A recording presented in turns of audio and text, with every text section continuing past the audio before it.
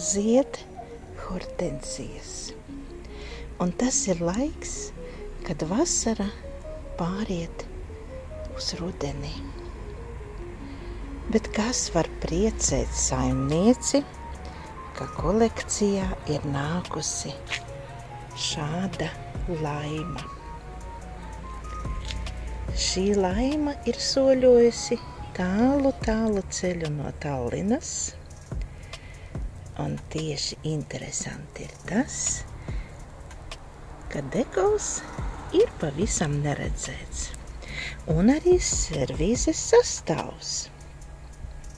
Ir lielie kūku šķīvji, apakštases, krūzītes, centrālie trauki, un pie tām vēl tādi mazie kūku šķīvji, ko nekad agrāk nebiju sastapusi servīzes laimas sastāvā.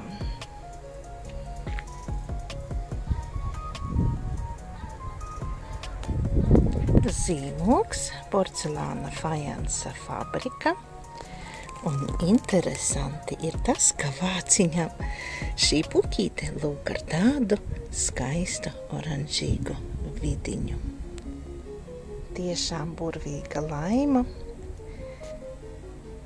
un prieks, ka arī var sastapt vēl tādā sastāvā šo skaisto laimu. Un šī servīze smalka kafijas servīze Rīgas porcelāna rūpnīcas tēt a tēt. Nu, skatāties, iet rudens dekoli jau rudens krizantēmas. Arī redz dekols, un zīmoga nav, plānsienu servīze tēt a tēt. Un šo māru es jums biju rādījusi, bet tā bija bez kūku šķīviem. Nu, un lūk, ir 5 kūku šķīvji. Jau izskatās bagātīgāk, un šī jau ir pilna servīze. Nu, varbūt arī lielākā nebūtu vajadzīga, un 1 kūku šķīvis. Daļā māra. Redz dekols. Un šādi kūku šķīvji, protams, tagad ir nekur nedabūjami.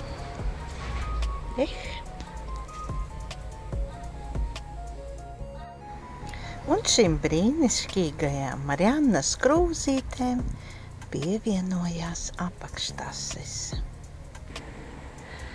Tikpat burvīgi skaistas kā pašas krūzītes, arī apakštases. Gaidīsim arī centrālos traukus. Varbūt tomēr atnāks Tūpju ārija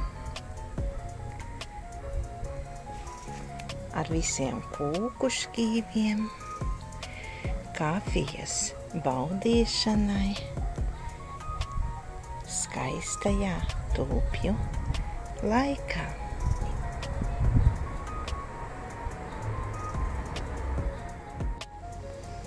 Bet kas tas par brīnumu?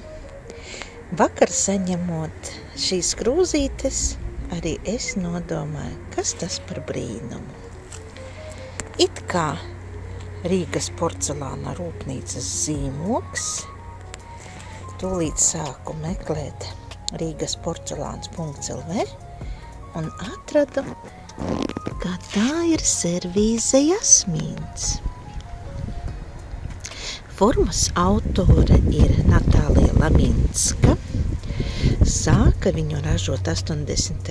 gados, bet saprotu, ka tās bija maz, un pašlaik tas ir ļoti rets eksemplārs.